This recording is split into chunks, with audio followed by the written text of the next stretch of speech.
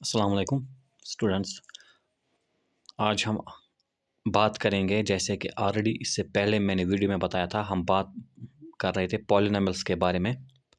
और पॉलिनॉमियल्स में हमने पढ़ा था सबसे पहले लीनियर पॉलिनॉमियल। उसकी हमने दिखाई थी ज्योमेट्रिकल रिप्रेजेंटेशन, यानी ज़ीरोज़ जो होते हैं लीनियर पॉलिनॉमियल्स की, उसकी ज्योमेट्रिकल रिप्रेजेंटेशन। चूँकि लीनियर पॉलिनॉमियल जो है उसकी डिग्री वो क्या होती है बेटा 1। और उसी तरह से जो उसका ज़ीरो होते हैं, नंबर ऑफ़ ज़ीरोज़ कितने, यानी ज़ीरोज़ का मतलब सॉल्यूशंस कितने होते हैं, एक। और वो कैसे बनता है, वो एक स्ट्रेट लाइन, अगर ये आपके पास एक ग्राफ हम डालते हैं और वो स्ट्रेट लाइन ऐसे निकलती है, ऐसे किसी भी पोजीशन से वो निकलेगी और वो टच करी एक्स एक्सिस को एक पॉइंट पर, और उसी पॉइंट को हम कहते हैं उसका ज़ीरो। ठीक है बेटा। लेकिन आज हम बात करेंगे क्वाड्रेटिक पॉलिनॉमियल की। क्वाड्रेटिक पॉलिनॉमियल, अब इसकी हम यहाँ पर बात करेंगे ज्योमेट्रिकल रिप्रेजेंटेशन। क्योंकि क्वाड्रेटिक पॉलिनॉमियल जो ऑलरेडी ये आपने पढ़ा है, ये हमने कहा है पहले वीडियो में कि क्वाड्रेटिक का मतलब होता है जिसकी डिग्री 2 होती है। और अगर इसकी डिग्री 2 है तो बेटा इसके ज़ीरो जो होंगे, यानी इसके सॉल्यूशन जो होंगे वो भी 2 होंगे। ठीक, वो भी 2 होंगे। नंबर ऑफ ज़ीरोज़ और number of degree, they are interdependent. अब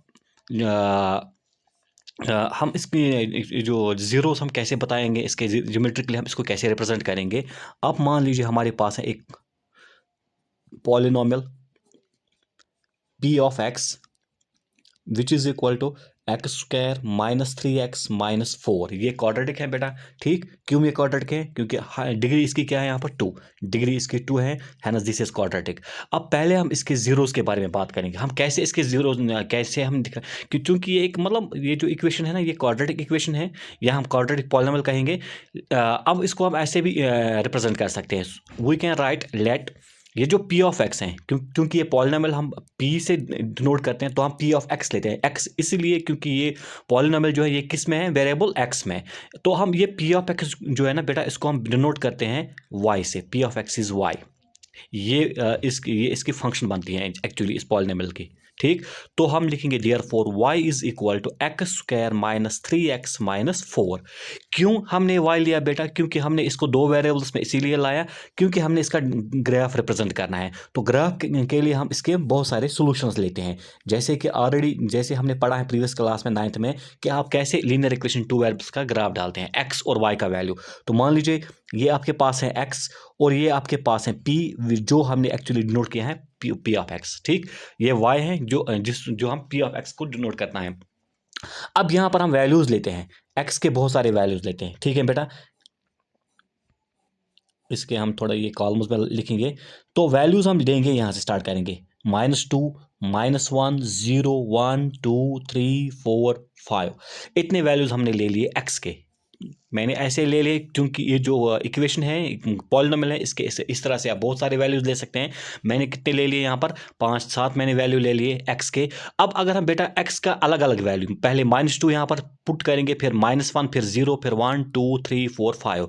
तो यहाँ से जो y का वैल्यू आता है ना बेटा, वो मैंने ऑलरेडी करके रखा है, क्योंकि इसको आप सबूशूट करके निकाल सकते हैं। यहाँ पर हम इतना टाइम तो नहीं है, वीडियो तो फिर लंबा चला जाएगा, इसलिए हम यहाँ पर वो वैल्यूज लिख के रखेंगे विच इज 6। जब आप x का वैल्यू पुट करेंगे -2, तो y का वैल्यू ये जो आएगा यहाँ पर जब पुट करेंगे तो y का वैल्यू 6 आएगा।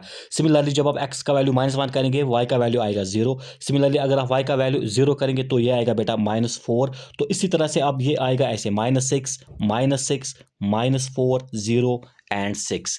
नाउ ये जो पॉइंट्स हैं बेटा, अब इन्हीं पॉइंट्स को हमने प्लॉट करना है ग्राफ में। इन पॉइंट्स को हमने प्लॉट करना है ग्राफ। हम एक ग्राफ डालेंगे इसके लिए। यहाँ पर हम ग्राफ बेटा हम डालेंगे इसके लिए।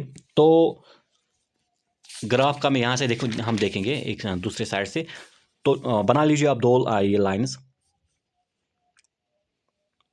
ये है हमारे पास एक्स एक्सिस,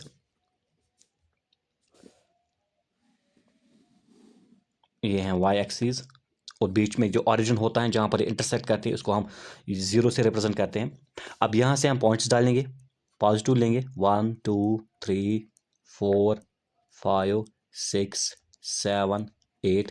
और इसके नेगेटिव साइड से, लेफ्ट साइड से नेगेटिव वैल्यू लेंगे -1 -2 -3 -4 -5 सो ऑन।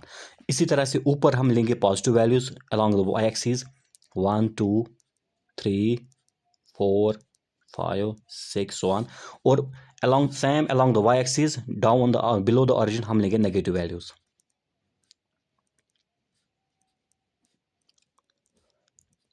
तो ये बेटा हमने वैल्यूज ले लिए। अब पहले हम क्या रिप्रेजेंट करेंगे बेटा, पहले हम यहाँ पर देखेंगे, हम यहाँ पर रिप्रेजेंट करेंगे -2 6 को, फिर -1 0 को। पहले हम -2 6 को रिप्रेजेंट करेंगे। -2 अगर हम देखेंगे -2 6 वो x एक्चुअली x -2 है और y 6 है। x का वैल्यू -2 वो ये पॉइंट है, और y 6 बेटा ऊपर यहाँ पर है, तो इसी के सीधे हम ऊपर जाएंगे यहाँ पर। ठीक बेटा, ये आएगा आपका -2 6। उसके बाद -1 0, अभी मैंने कहा -1 0, तो नेगेटिव अगेन x है, तो ये वाला पॉइंट आएगा, और 0 है, y का वैल्यू 0 है, तो 0 भी ये इसी पॉइंट एग्जैक्टली इसी पॉइंट पर आएगा यहाँ पर -1 0, क्योंकि y कोऑर्डिनेट 0 है, तो ये x एक्सिस पे आ जाएगा। उसके बाद आपका वैल्यू है -0 -4 एंड फिर उसके बाद 1 -6 0 -4, यानी x 0 है और y है -4, तो वो वैल्यू बेटा ये आएगा 0 -4। उसके बाद 1 -6 2 -6 1 -6 x 1 है और ये -6 है, तो ये वैल्यू आएगा इसके सीधे में 1 -6 2 -6, x का वैल्यू 2 और अगेन y सेम है -6, तो वो यहाँ पर आएगा 2 -6।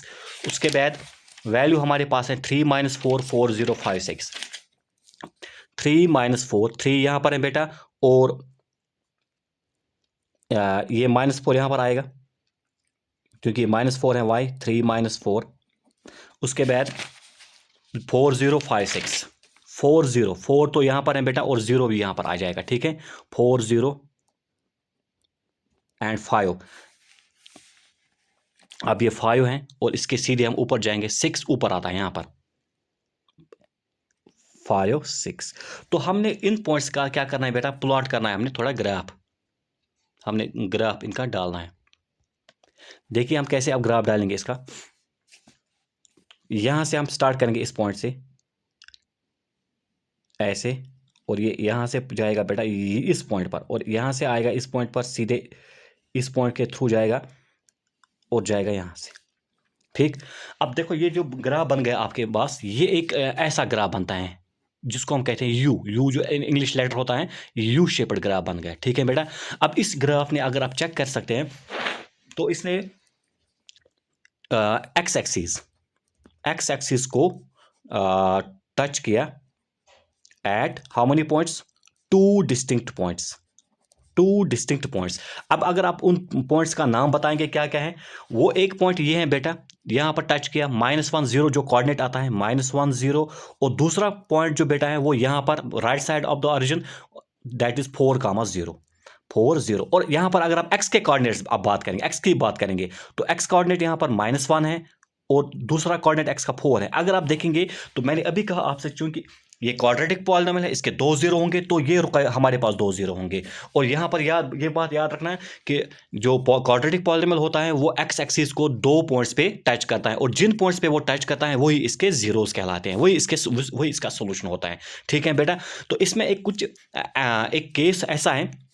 अब ये जो ग्राफ बन गया, ये ग्राफ जो बन गया, ये आपने पढ़ा होगा, graph of quadratic polynomial is parabolic या पैराबोला ये एक ग्रीक वर्ड है, आपको पता है। पैरा का मतलब होता है फार, जैसे कि दूर हम कहते हैं दूर, बोला इसका मतलब है थ्रोइंग। जैसे हम कोई गेंद, अगर हम क्रिकेट खेलते हैं तो गेंद उठाते हैं, एक जगह से दूसरी जगह मारते हैं, और जो वो पाथ ट्रैवल करता है वो इस तरह का पाथ ट्रैवल करता है, लाइक दैट कर्व्ड पाथ। और ये जो कर्व्ड पाथ वो ट्रैवल करता है ना, इसी को हम एक्चुअली पैराबोला कहते हैं। यही ग्राफ बनता है इसका, क्वाड्रेटिक पॉलिनोमियल का पैराबोलिक पाथ। अब इसमें एक चीज़ ये है कि अगर आपके पास है general quadratic polynomial ax² + bx + c, मान लीजिए ये आपके पास है जनरल क्वाड्रेटिक पॉलिनोमियल। अब अगर इसमें आप a जो होता है बेटा, अगर a पॉजिटिव है, 2 कंडीशन है, या a नेगेटिव है <0, तो क्या आएगा, ग्राफ का वैल्यू क्या आएगा। अगर a पॉजिटिव होगा, a अगर आपका पॉजिटिव है, तो इसका मतलब जो आपका ग्राफ आएगा वो ये इस शेप में होगा, अपवर्ड पैराबोला। ये दिखाता हमारा अपवर्ड पैराबोला। और अगर ए नेगेटिव होता है तो ये जो ग्राफ होगा वो इस शेप का होगा, नीचे से इसका जो फेस होगा वो डाउन डाउन ये होगा, डाउन द ऑरिजिन। और ये यहाँ पर हम कहेंगे इसको ये डाउनवर्ड पैराबोला है। ये क्या बनता है बेटा? Downward parabola. तो ये थी हमारी ज्योमेट्रिक रिप्रेजेंटेशन पैराबोला की। इसके आगे हम एक और वीडियो लाएंगे जो क्यूबिक पॉलिनॉमियल के बारे में होगा। आप तब तक इस पर ही ध्यान दीजिए और जो आप पढ़ रहे हैं उस पर ज़्यादा फोकस कीजिए। अल्लाह हाफिज़।